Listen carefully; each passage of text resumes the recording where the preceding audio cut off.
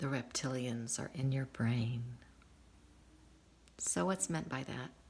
If you remember some of your basic high school biology or whatever, you know that there's the frontal lobe of the brain, the temporal lobes of the brain, the cerebral brain, and then the medulla, which is known as your reptilian brain.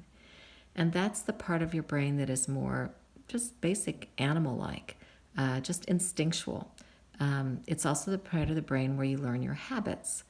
So when I was coaching gymnastics, I did a thesis on how you learn a new skill, and that is you have to think about it. You know you have to put your hands here, your foot there, whatever it is, and it makes a track through the lower brain, the medulla, the reptilian brain, into the nervous system that goes into your muscles and your bones to really guide them how to move.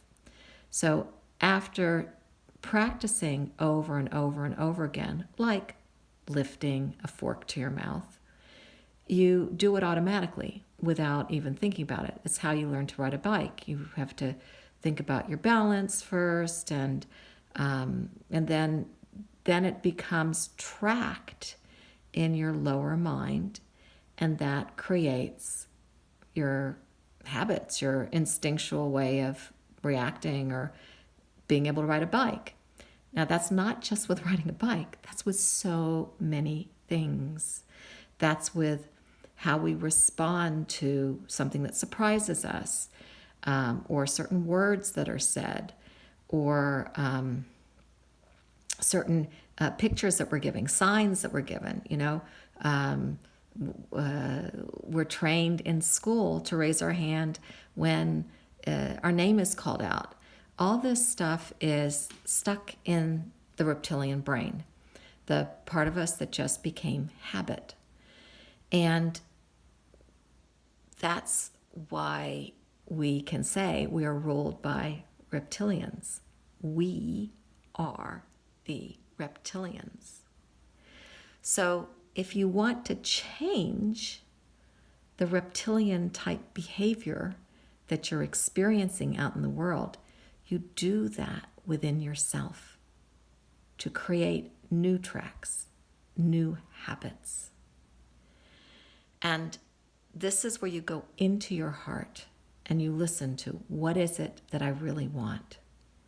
What kind of world do I really want? Do I want a world of beauty, peace, goodness, freedom, respect for myself? Means it's respect that I give to others as well. The ability to create freely, beautifully, consciously. So this is just a general talk for us to understand where the reptilians are. It is us. It is our reptilian brain. The fight and flight instinct that animals have. It's unconscious. It's the unconscious aspect of ourselves. So how do we become conscious? We have to get quiet and listen within and connect with divine source. Connect with Mother Nature. Connect with the consciousness of the universe.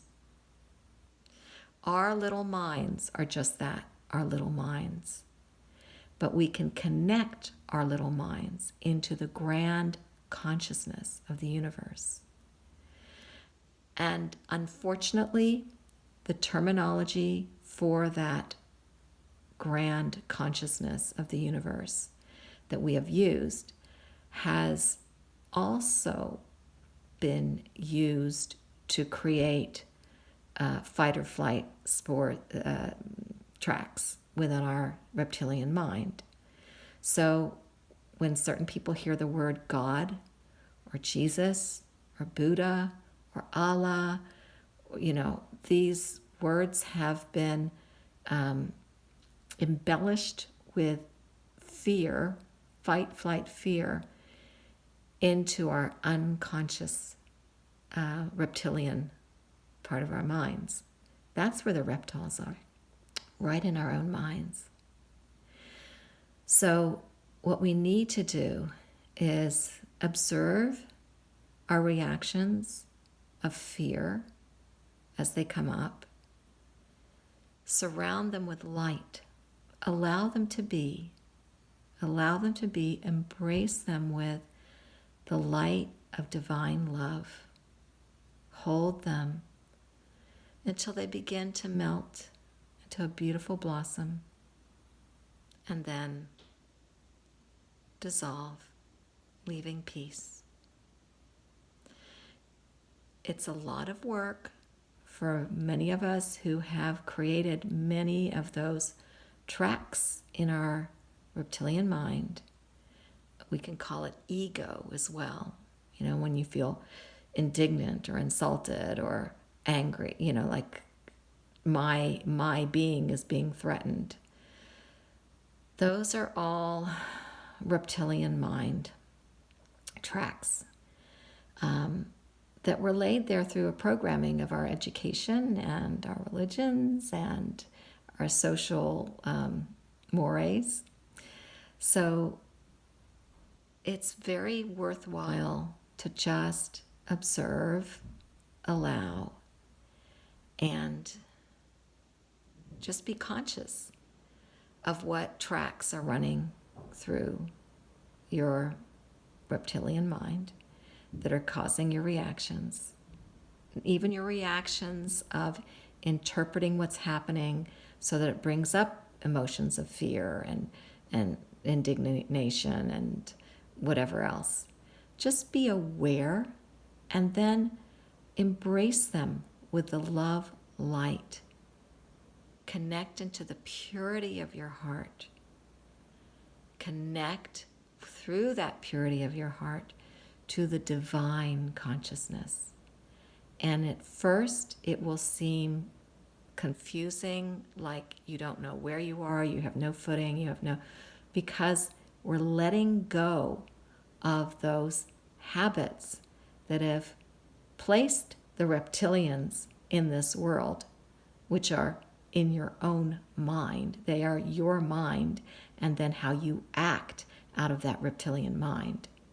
So if you want to remove that reptilian influence in the world, you need to allow yourself to be quiet, allow yourself to experience these feelings, these thoughts, these reactions as they come up, and stay still, embrace them with divine light, and just with your intention, connect into the divine cosmic consciousness, source consciousness, love consciousness. And we don't even understand what love is really, because even that has been distorted through programming into our reptilian minds. So this is just some food for thought, and I'd love to hear your comments, and perhaps we can really take our true selves back 100% by being aware of the tracks that we've laid in that medulla, reptilian brain, reptilian mind, and allow those tracks to be covered with new tracks of divine love and truth. Go forth in this day with blessings.